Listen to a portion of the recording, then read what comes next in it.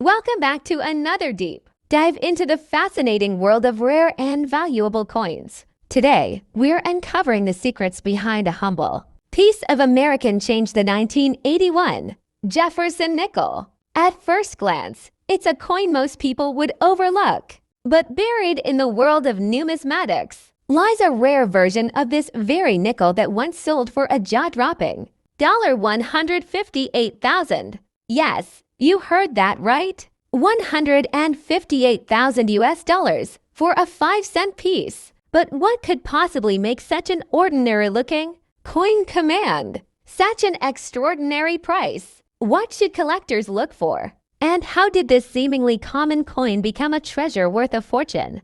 Let's dive deep into the world of the 1981 Jefferson nickel and find out. To truly appreciate the 1981 Jefferson nickel, we need to go back to the beginning. The Jefferson nickel was first introduced in 1938, replacing the Buffalo nickel that had circulated for 25 years. Designed by German-American artist Felix Schlag, the Jefferson nickel featured a portrait of the third president of the United States, Thomas Jefferson, on the obverse, and his famous Monticello estate on the reverse. It was a design that would become an American staple, and by 1981, the coin had already been in continuous production for over 4 decades. Now, the 1981 issue of the Jefferson nickel came at an interesting time in American coinage. The U.S. Mint was preparing for major changes, especially with the introduction of new technology and procedures. It was also just before the switch from traditional mint marks to computerized, high-speed production lines in the mid-1980s. But what makes the 1981 nickel so special isn't just its historical context. It's what happened during its production. Millions of Jefferson nickels were minted in 1981, over 600 million from the Philadelphia and Denver mints combined.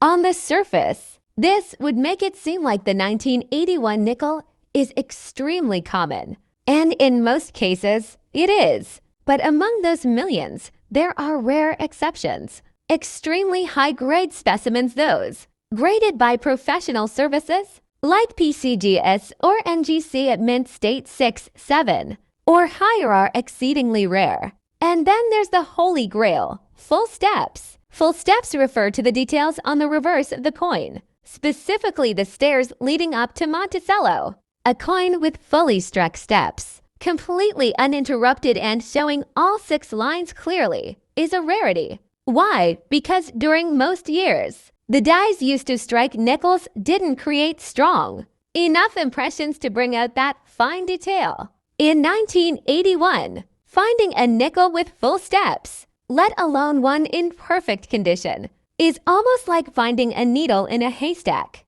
In the world of coin collecting, condition is everything. Coins are graded on a 70-point scale, with Mint State 70 being absolute perfection.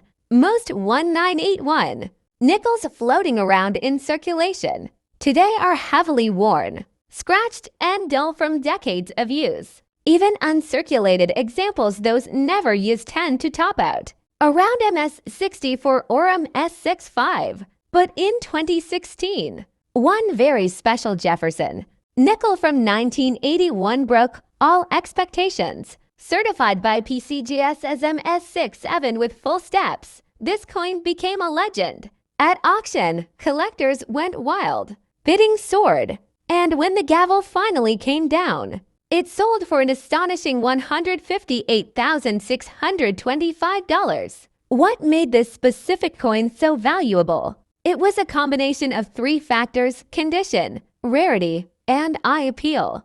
There were simply no other known examples from that year in such pristine condition with full steps. For advanced collectors trying to complete a registry set, it was a must-have. So how can you tell if your 1981 Jefferson nickel might be worth something? Start by looking closely at the reverse of the coin, specifically at Monticello. Use a magnifying glass or coin loop.